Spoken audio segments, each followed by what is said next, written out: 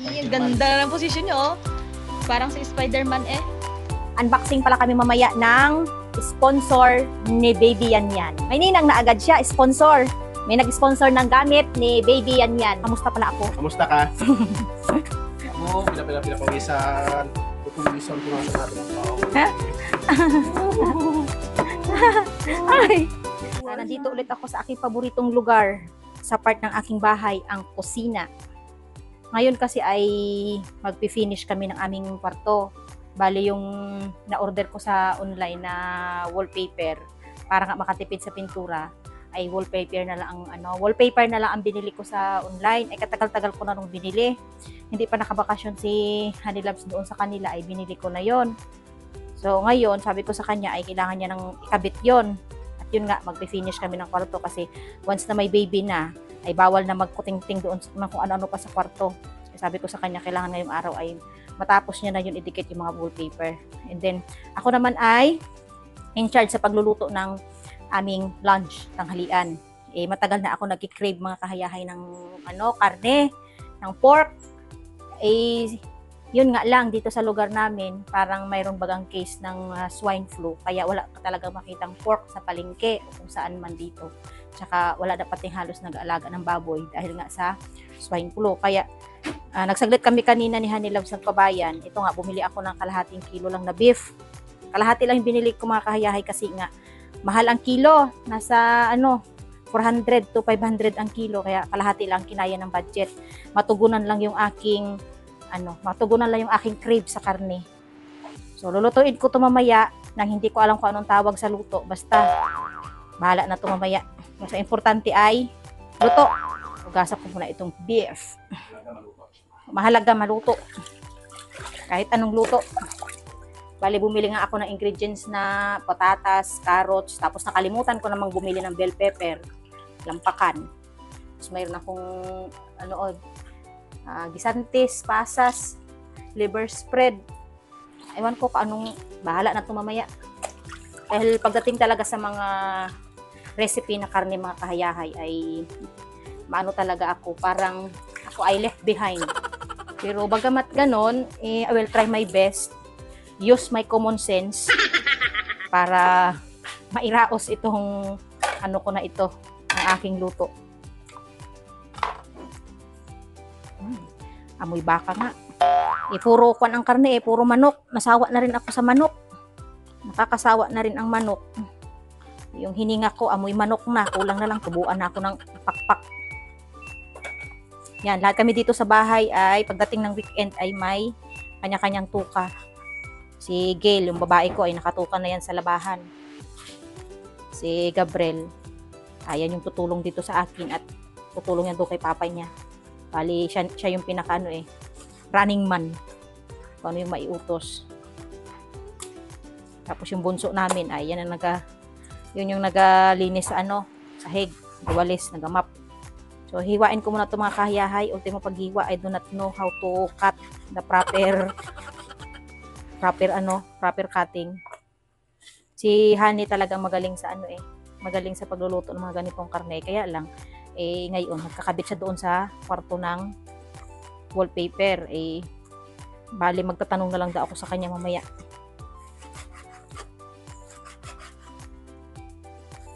Kaya, hiwain ko siya ng medyo maliit para tipid. Ilan na kaming kakain? 5. Tapos, ang kain namin ay hindi lang basta-basta. Talagang parang kain na ng mga balyena. Sigurado ito, isang ulaman lang ito mamaya ubos. Lalo pa yung mga bata ay mga karne lover din. Alam ko lang talaga lutuin isda, gulay, ganun. Sa karne, pagdating talaga sa karne, alam ko lang talaga ay kumain.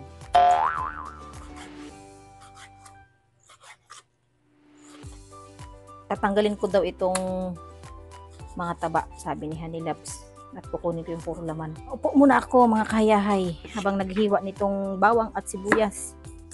At imamarinate ko muna ng kahit 30 minutes man lang itong karne bago isa lang mamaya sa kawali, sa apoy. Mahirap tumayo Mabigat ng aking tiyan. Pabigat na ng pabigat. Si baby yan. Parang kasing bigat na siya ng kanyang papa niya. Pag nagpabibi yung papa niya at nagpakarga sa akin ay abay. Pareho na sila ng bigat. Kamusta ka? Ay, mali pala. Kamusta pala ako? Kamusta ka? Abo, pinapawisan. Pupuwisan, punasan natin ang pawis.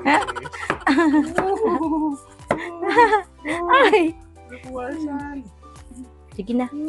Okay Gawin. na? Okay ka na? Oo, basta gawin mo lang yung pinapagawa ko baga para okay tayo. Eh, pag hindi mo ginawa yun na hindi tayo okay, hindi ko to pasarapin.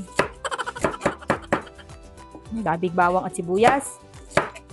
Sige lang, wala namang namamatay sa maraming bawang at sibuyas. Parang mas marami pa yung bawang at sibuyas ko kaysa sa karne, mga kahayahay. Mahal kasi ng karne eh. Wala na talagang mura sa bilihin ngayon, lalo na dito sa Pilipinas. Kailangan wais ka sa pag-spend ng iyong budget. Okay na ito mamaya isang kainan. Basta importante ma-satisfy yung aking cravings. Tapos lalagyan ko ng toyo. Baka mamaya ang kinalabasan na to adobo na. Hindi na yung may tomato sauce. Tapos lagyan ko ng kunting patis. Kunti lang. Okay. And then, paminta. At ito na, ang pinaka-exciting part, mga kahiyahay. Nakasalalay talaga sa ating kamay ang takbo ng mundo. Kaya kailangan nating in-mekos-mekos. Yes! Ano ka ni baboy? Wala nga di bang baboy dito sa lugar natin. At bawal, baka. Ano? Kalahati lang. Hay. Nasa 250. 500 na. Kaya kalahati lang binili ko, lang. Pero ganyan kadami kalahati na? Oo, masatisfy lang yung aking pakiramdam. Tagal na ako nagkakrib ng karne na baboy, kaso wala nga, di ito na lang baka. Sabi ko, gusto ko yung karne na may karne na may tomato sauce. Yung luto, baga na, hindi ko alam kung ano ang tawag sa luto na to, basta nagbili lang ako ng mga ingredients na alam ko, Hindi ko alam. Basta nagbili ako ng tomato sauce, may may liver spread, may gisantes, may carrots, may patatas. Wala ngang lampakan. May pasas pa akong binili, kaya iwan. Anong tawag dito? Ha? Anong igado? Igado? Sigurado ka, igado ito? Baka naman ay durimi pasulatido. Hindi na to igado. Ano ito durimi pasulatido. Lamasin natin mabuti, mga kahiyahay. Para manuot ang lasa. Kahit sa lamas pa lang, bawing-bawi na. Tagal ko nang binili yung wallpaper na yan Abutan na, nakailang birthday at anniversary na yan, nandyan pa rin.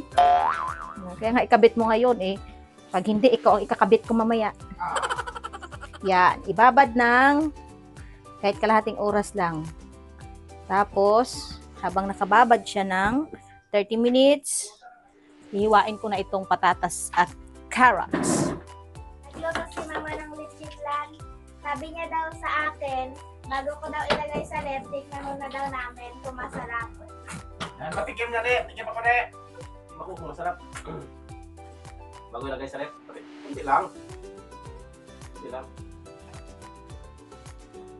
Wow! Sarap niya, tamis. Sarap mga kaya Sarap yung luto niya. Kambal. Hindi naman pantay ito. Lapad yung iba. Yung una malapad, yun yung malikat yung kayo.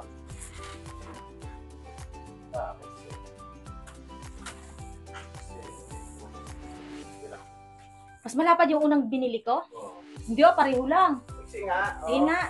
Tingnan mo yung sungkap niya. Dito pa Hi.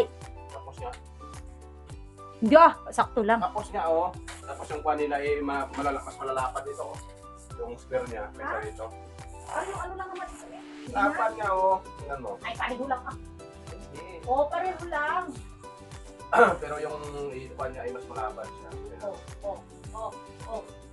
Malapad kumpi. Hindi ka nagbas yung niya Yung mas dito. Sa problema yan. Okay lang naman. Nasa mata lang yan ang pagtingin. Kung hindi match, yung mata mo na lang ipa-match mo. Hindi naman iiyak yung kwarto mo kung hindi mag-match ang Kaya sukat. nga eh. Kaya nga eh. Oo, basta importante, puro puti na yung lahat para mas maliwanag. Mahal ay pagpintura. Mas makakamahal. Ay, magkano lang to? Ano sa kulay mo? Para sa ng kulay brown, para sa mukha ng papa mo. Eh, Pangtabo natin sa mukha ng papa mo. Pag nagatulog siya na nagahilik na siya. Ito na ako may papa. Pinababad ko pa yung kulay. yung aking short diretso pantalon eh. Para kang si ano, kulang na lang ay sapatos na itin si Michael Jackson. Jackson. Hindi pala si Michael Jackson, pero si Michael Jackson. Ay, kamusta madikit din? Oo, parehas lang. Saan kami kadikit? Mas malikit ka. Mas madikit. Oo, para kang linta na laging kumakapit sa akin. Dito lang ako, nadidistract ka na. Yan, si Honey, mga kahayahay. Ang ganda ng posisyon niyo, oh. Parang si Spider-Man eh. Spider-Man na tayo rito. Unang kasi tayo sa height eh. Gusto mo i-ano kita? Itibong sa dyan. Buhatin kitahan. Kaya mo? Unboxing pala kami mamaya ng sponsor ni Baby Yan Yan. Mayroong- Sponsor. Mamaya na, i-reveal ko. So, mayroon na agad, instant ninang. Si Baby Yan Yan. Ninang na agad. May ninang na agad siya, sponsor. May nag-sponsor ng gamit ni Baby Yan Yan. So, mamaya, after namin kumain ng lunch, i-unbox namin ito at isusukat kung kasya pa ba dito sa aming kwarto. Dahil pag hindi ito kumasya, ay di yung asawa ko ang out. Kararating lang nito ngayon. And sa wakas, ay ma-unboxing. Makikita na namin kung ano ang sponsor ng ninang ni Baby Yan Yan. So, mayroon agad siyang ninang, mga kahayahay. Ang tawag dyan ay digital ninang. Ang nagkaroon ng instant ninang.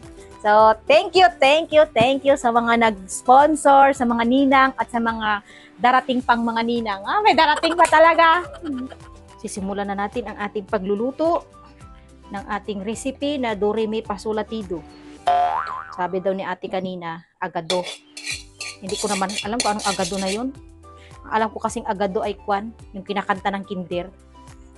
Agado, do, na na na na na na na na na na na na na na na agado, do, na na to the left, to the right. Buti na lang hindi ako naging teacher ng kinder. Kung gano'n, ako po.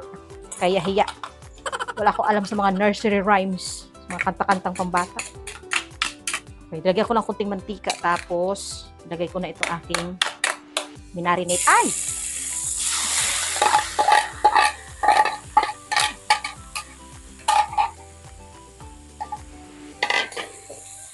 Ayun. Mikos. Yan, mga kahayahay. Parang nakakagutom naman yung amoy. Masarap yung amoy ng baka.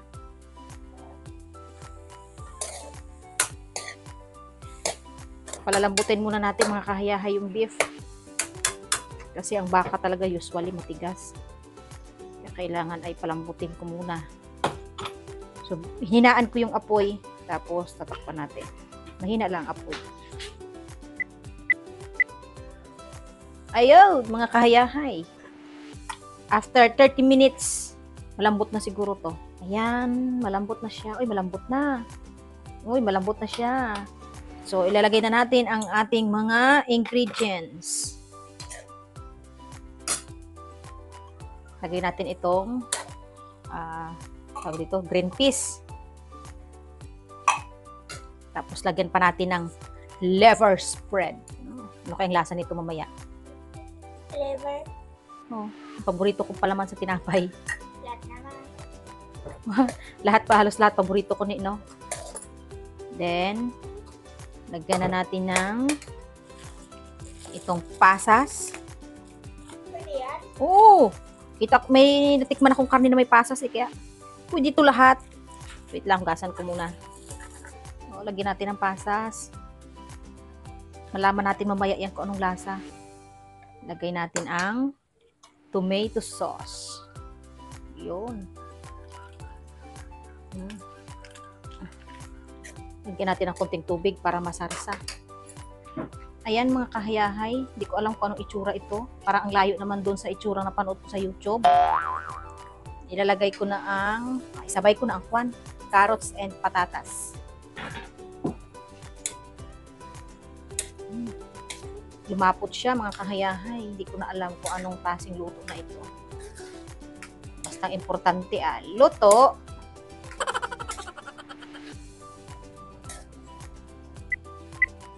Ito na yung resulta ng aking mekos-mekos na luto.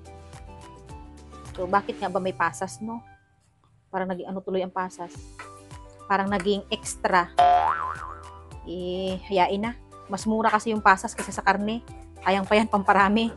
Dumami na siya, Kahit pa paano, mga 2 ulaman din namin ito. So, lalagyan ko lang ng kunting paminta. So, maya-maya ay kakain na. Kasi malambot na yung malambot na yung carrots at patatas. So, lagyan ko lang ng paminta. Tapos, asin. Maya-maya ay kakain na kami. Mga kahayahay, bali gumawa na rin ako ng panghimagas. Itong mango shake. Paborito ng mga bata. Ito nga mga kahayahay, kinuha nila yung mga magagandang baso na collection ko doon sa aking kabinet. Tamang-tama yan 5 piraso at 5 nga kami. Gusto daw nila maranasan minsan na sila daw ay bisita. Di pagbigyan ko na. Pero mamaya, di sila din ang maghuhugas niyan.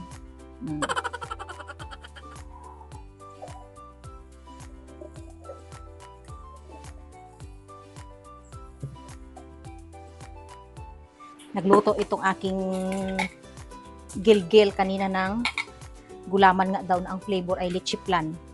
Ayan, tapos lalagyan daw namin ito. Lalagyan daw ito ng leche flan sa taas. Yan, lagyan natin ng takip at hose. Kasi mayroon siyang sariling takip at hose. Para feeling nila ay bisita nga daw puno sila. Dilalabas ko lang itong mga ganitong magagandang gamit pag may bisita. Bakit daw bisita naman daw puno sila ngayong araw. Pagbigyan natin. Tikman muna natin. Sarap nga. Nagpalitan ng glue ang hose. Yain na. Hindi naman mababago ang lasa niyan kahit nagkapalitan ng hose. Hose lang yan. So, importante yung dilaw. Huwag ipagpalit sa iba. Okay. Kakain na tayo. Excited ka na ba, Toy? Okay. And ito ng aking beef na dorimi pasulatido. Sabi ni ate kanina agado daw pero alanganin ang ingredients sa agado, kaya sabi ko ito yung beef dorimi pasulatido.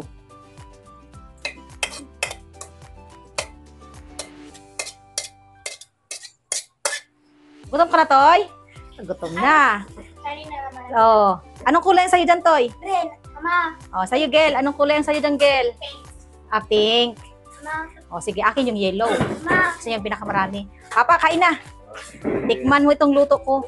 Wow. And then, meron tayong Papa. Itong kay Tuto, kulay green daw. Sa'yo, Bok, ito blue. Kay Papa ang red. At akin itong yellow. Sinipsip na agad. Kanin mo na. Anong lasa? Sarap. Talaga naman na. Nagaputi na yung mata ni Gil ay. Unang tikim sa imbento ni Unang tikim imbento ko. Hayahay. Lasa. Lasang baka. Aha. Parang minudo. Parang kaldereta na parang mitsado. Inuwan na nga yan. Tira mo may pasas. Yan. May may liver spread. May, ewan ko. Basta Parang mitsado. yan na yung pumasok. Kaldereta. Yan na yung pumasok sa isip ko kanina. Man yung ulam ni mama kung sarap. Alangan hindi. Pag sino lang nagsabi na hindi masarap ang luto ko, ay ngayon din talaga maghahakot ng kanyang gamit palabas ng bahay. Wala pang nakapagsabi ng pangit ang luto ko. Sarap din talaga.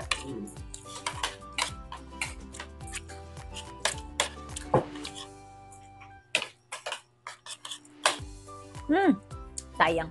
Kung nadala mo yung guyabano, Wow. mas masarap pa yun dito kapag shake, guyabano shake. Sarap talaga. Sa lahat ng shake, yun ang pinakagusto ko. Mas gusto ko yun sa mangga, yung guyabano.